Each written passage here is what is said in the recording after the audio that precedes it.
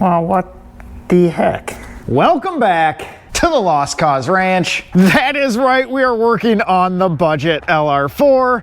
A few months ago, we replaced the daily driver duties of it with the beautiful Range Rover L405, mainly because I broke the LR4. And although I have been loving every minute of the Range Rover, I think it's time we get the LR4 back on the road. And today, to start that process, we do something I haven't ever done before. But before we get to that point, we have to start here. Just look at the sad shape the poor LR4's in. This guy's been sitting for a few months at this point, but my second favorite addition to the LR4, right behind this hidden winch setup that we built, is gonna save us. And that's the solar panel setup. Sitting for probably 3 or 4 months.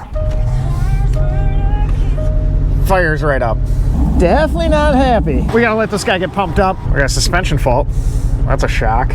This might take a little bit of work to get this guy rolling again. Well, it doesn't appear to have fixed itself while it's been taking a break sitting here for the last couple months. All right, so pretty much what's going on here is it is too low for it to even recognize anything. But more than likely, we're gonna have to clear everything and use the jack to trick this guy into thinking it is higher than it actually is. I mean, pretty much a suspension rebuild at this point. Jack in the back, blocks up front. I mean, it runs like garbage, but the suspension is happy now. Let's get this turd inside.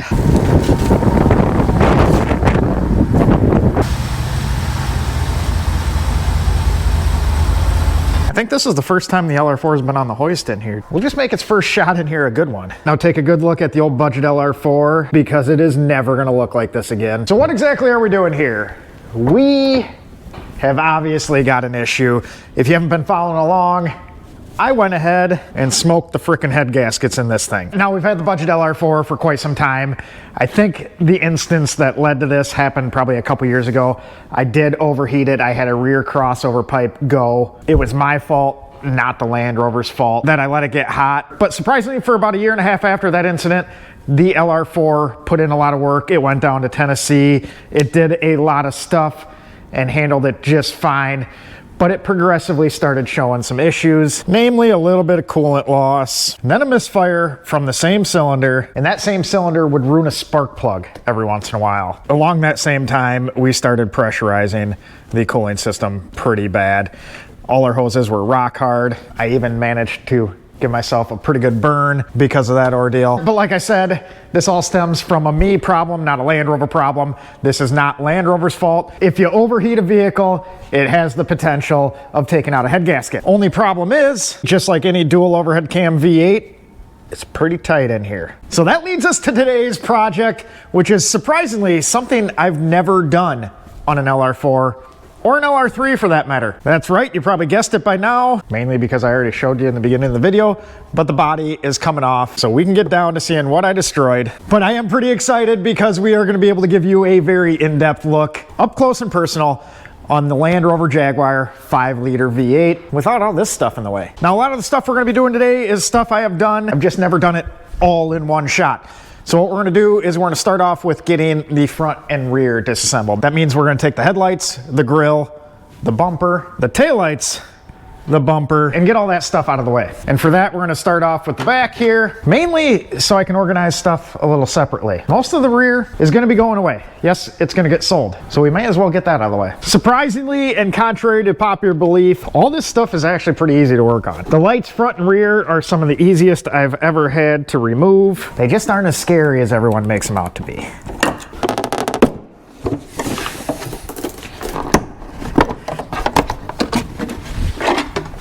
All the taillights are is 2 screws, one top, one bottom. We just undo those. Then we just have a little retainer top and bottom. Then just one connector.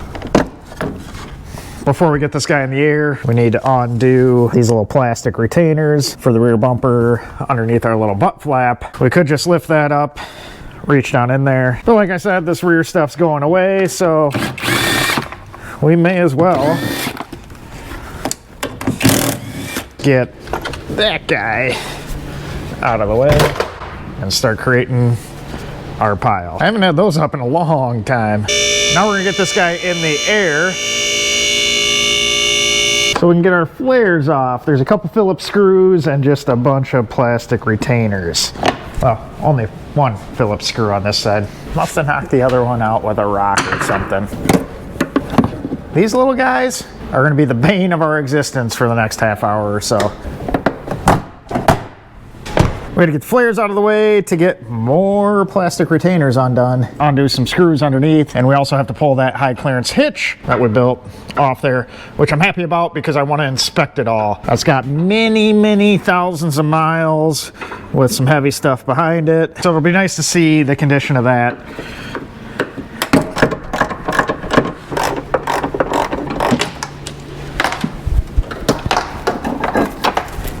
This guy, the lower tailgate, can stay in place. I just figured since we won't be using that exactly, we may as well get it out of the way.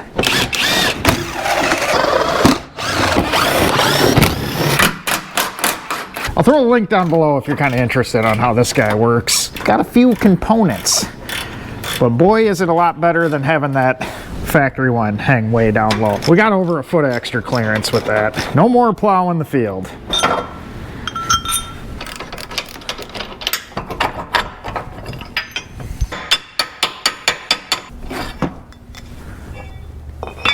Now that guy actually held up pretty well. It was just rattle canned. We just spray painted that before we took off to Tennessee. It's been through a couple Iowa winters, so some surface rust is to be expected. We didn't powder coat it or anything, but all the welds still look good. The plate looks nice and flat still. Our little tie-in point to the lower part looks good. Nothing out of the norm. Pretty happy with that. Still not happy I didn't put the seam down on this tube though. That was a mistake. Now that that's out of the way, we can pop the bumper cover off. After all the screws are undone and those retainers underneath here, it's just a bunch of clips. And then we need to undo our wiring over here, which is inconvenient. We'll set that down. That's the first thing we've run into that is backwards in my opinion. It'd be much easier if they put the retainer on the body side, so we can undo that. All right, with the rear stuff out of the way, we're gonna move to the front. If you thought the rear looked easy, just wait. Front grille comes off. That's just these tabs you push down on. A little more there. We got to keep the front stuff nice. That's sticking around. The headlights are quite possibly some of the best in the business. We got this little lever retainer to pull up and one on this side. Then we can just pull it out. Connector in the back. Name an easier headlight to pull out. Then the flares up front are essentially the same as the rear. Get your retainers out of the way.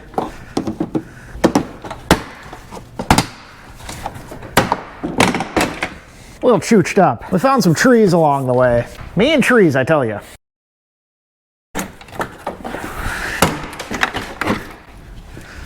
This one's in a little better shape. This is kind of neat too, though. That was a painted screw. That was right there. Tire cleaned it up pretty nice, though. Now we're gonna get the front bumper off. That guy's pretty straightforward too. Minus the stuff I added, you know, just kind of like the rear bumper. We'll have to undo the fair lead to get this guy off too. But a couple screws, then just some more screws underneath.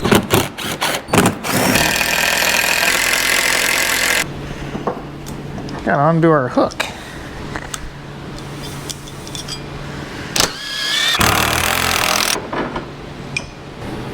Lower this guy down to a little more Joe-friendly height.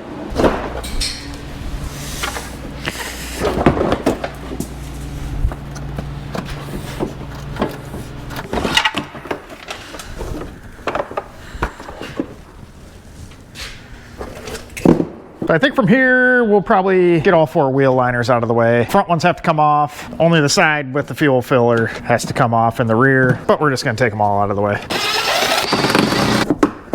There is so many retainers on these.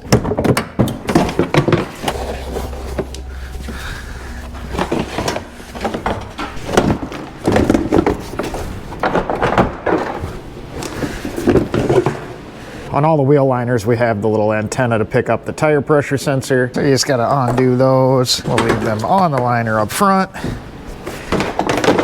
In the rear, we'll pull it off the liner, hang it on the car. We'll keep these guys with the car. What we're actually doing here is just a very thorough cleaning. Always amazes me the amount of junk that we can collect back here. You know, as it turns out, I'm just pretty good at collecting junk. We can't take this guy with us. You can see up top there, we got a little 8mm bolt, and we'll finagle our 8mm wrench. Now we can remove this plastic surround that goes around the fuel filler neck and just zip it off from the front here. I just prefer to struggle. At least I got this nice tire to lay on.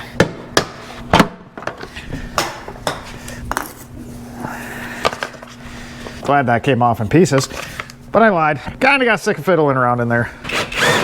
Wow, look at how much easier that was. But that's gonna let the fuel filler neck stay with the chassis because it's attached to the fuel tank, which I'm also curious to look at because we've never done the recall on this. I wanna see if that top ring's leaking. Guess it's one way to get a look at it. With the liners out of the way, the last thing I think we need to do underneath here is get our brake lines undone.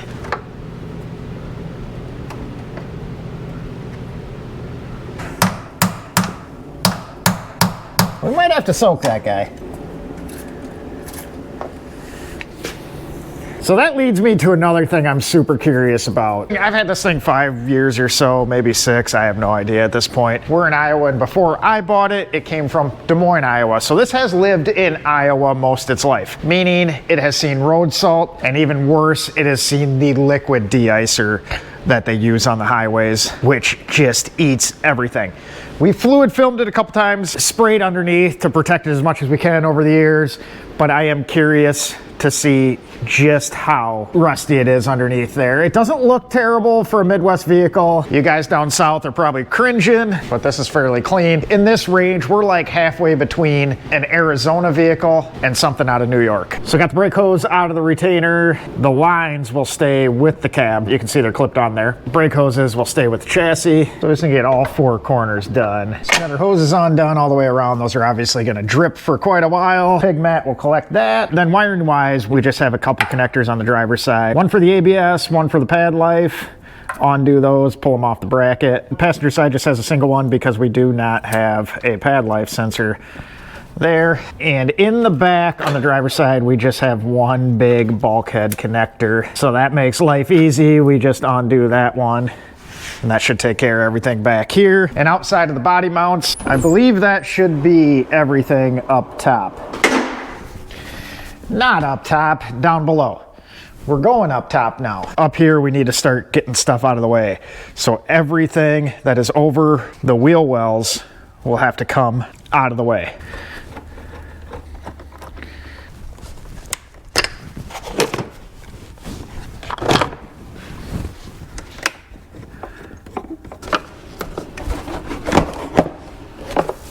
Just getting the air cleaners out of the way opens this guy up a ton.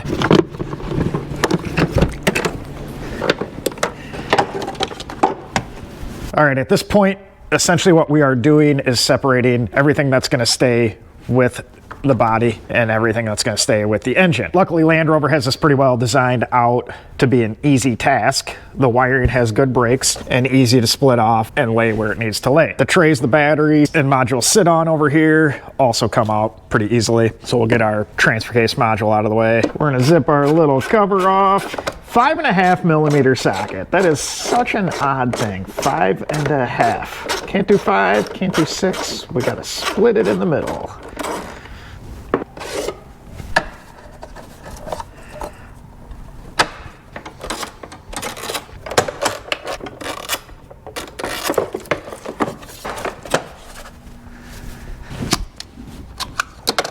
Get this, and then we just need to slide this off the firewall, and that'll stay with the engine.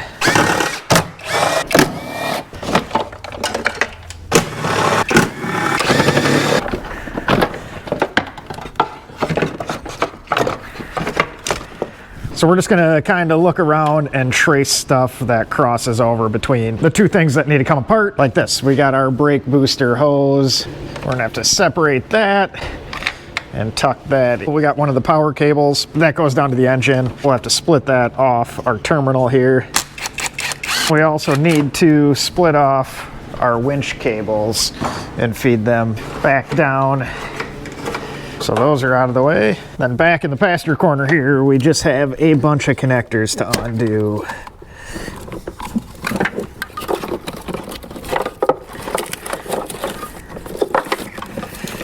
We have the engine ECU tucked down below.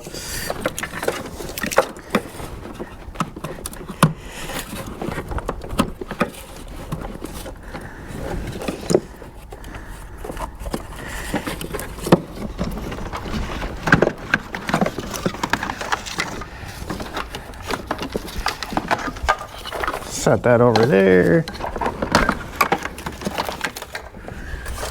Then we got our heater core line. So the aluminum side is feeding back into the firewall. So we'll split them here. Good news about this is we don't have much to drain out of it. We drained the cooling system prior to bringing it in. Well, technically with the bad head gasket, the LR4 drained the cooling system itself. Stuck. All right. So that's out of the way. On the other end of the coolant, we can get our reservoir out of the way as well. What I'm really curious about is how many things I'm gonna miss disconnecting. Go down below now and guess. Is it 1, 2, 12? I'm thinking it's gonna be somewhere between that 2 and 12 mark.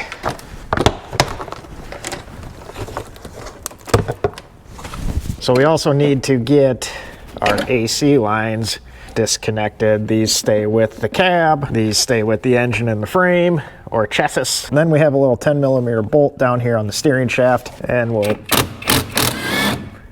zip that guy off. That's going to let the steering shaft split. So this part will stay with the cab. This will go with the steering rack when we lift it up. I also removed the solenoids from the winch, as that was all weaved in to the front core support here. So this will let that drop down through, stay with the winch. We disconnected the washer hoses that went to the back, and we popped our air lines out of their clips that were attached to the body. And I think we have everything. Famous last words, but I think we have everything disconnected. Power steering reservoir will just flop over. We got all our battery cables out of the way, heater hoses. You're kind of just listening to me do a mental checklist. We do have a couple things I forgot underneath though. So back up we go.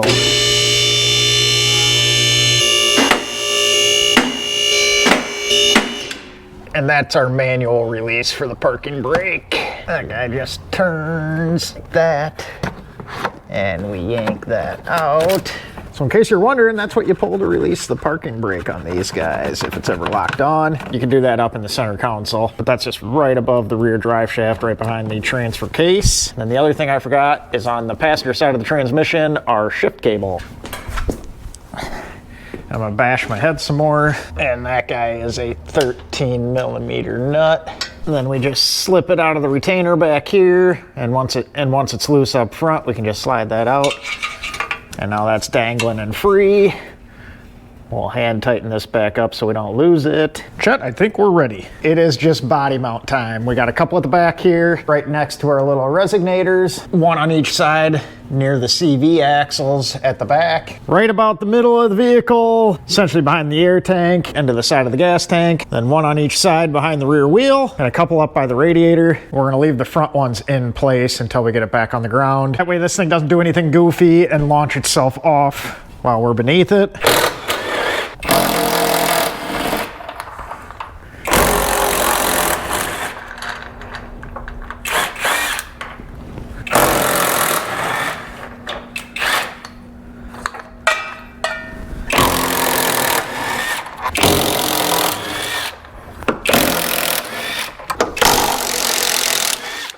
Back on the ground. And we're gonna let it all the way off the hoist. and we just have our two up front.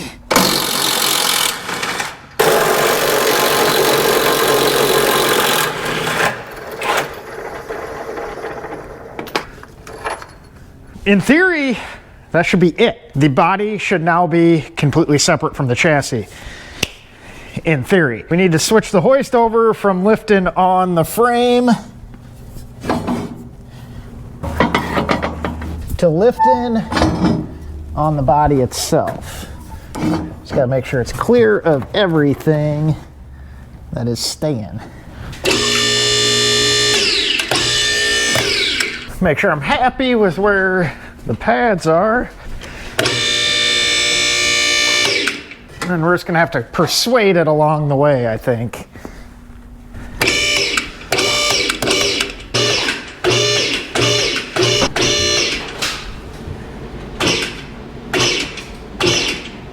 All right, here is number one so far. Somehow that hose managed to get caught on that little clip. And we'll call that one number two, which is inconvenient because now I got to get up there. That guy's just a ground to the firewall, but our steering shaft dropped out. It's looking like we're gonna be pretty clear up front here. Take a peek in the back here. Make sure everything else is funneling itself out of the way nicely. We're doing good. We're past that. See our transmission. Let's bump it a little bit more. I have a feeling this is supposed to be disconnected. Back down a hair.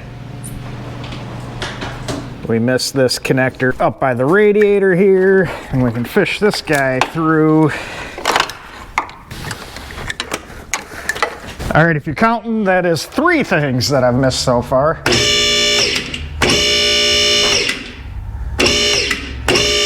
Now this would go much quicker with 2 people. You could have someone keeping an eye on everything as you're lifting it up. I only have 1 set of eyes, and I can't see around corners with those eyes. We missed another ground. So that is 4 things I've missed.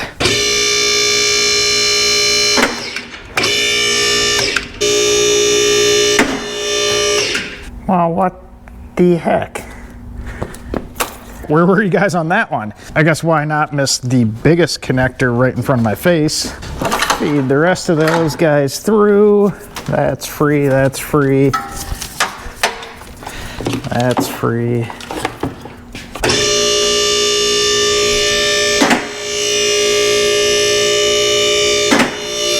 think 5's gonna be it. Trailer harness. All right, now there's nothing else touching.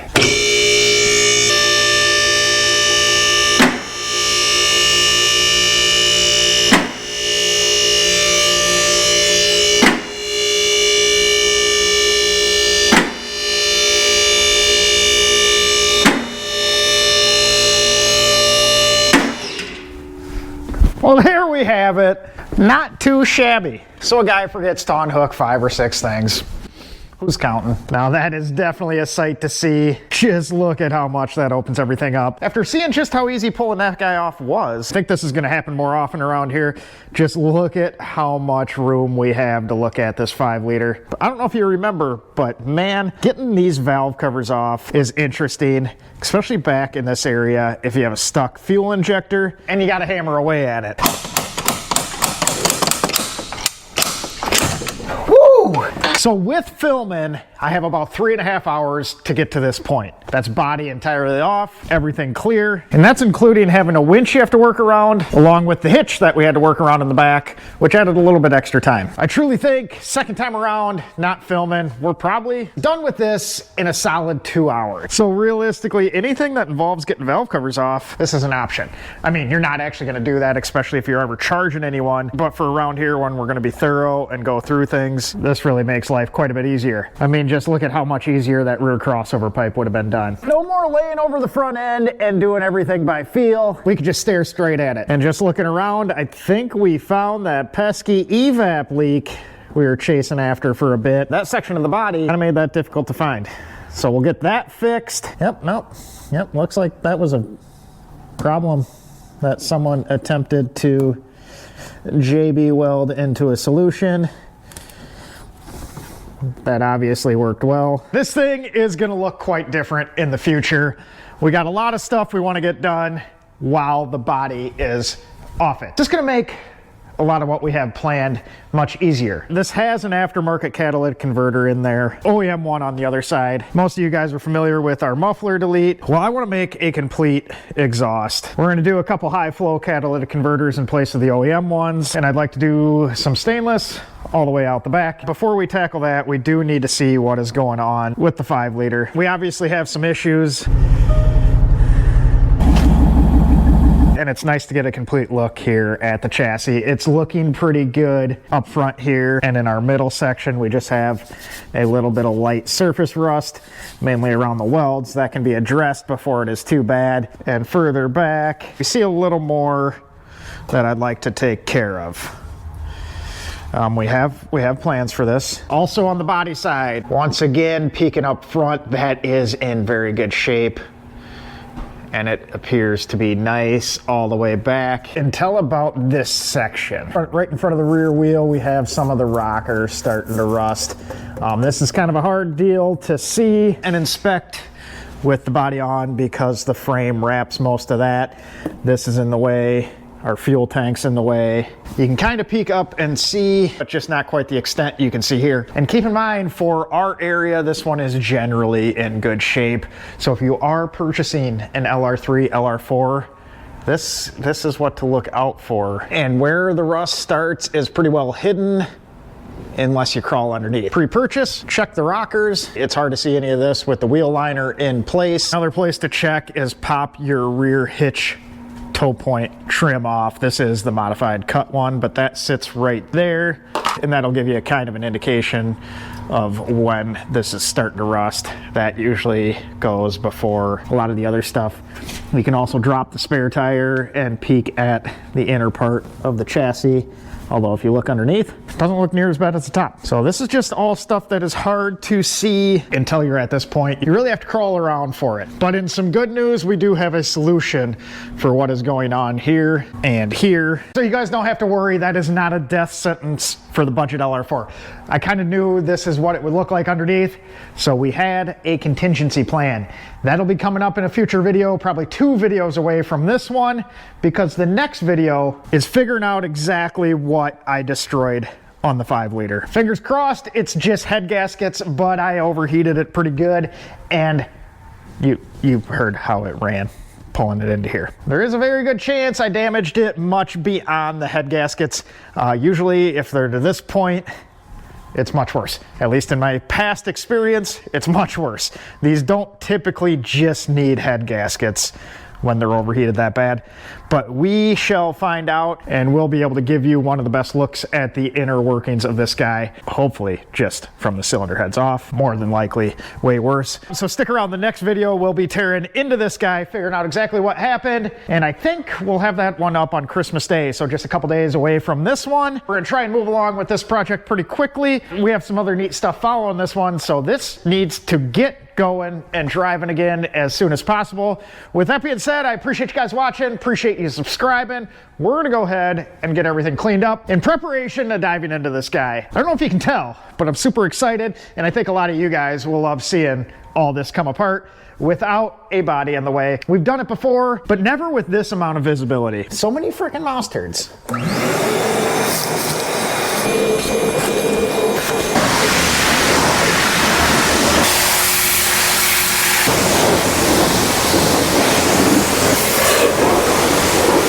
It's really a shame what the winter road salt does to things around here. Have a holly jolly Christmas.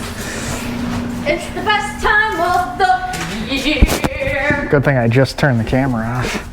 Yeah, if you're gonna keep the camera rolling, Hey. yeah, slow her down.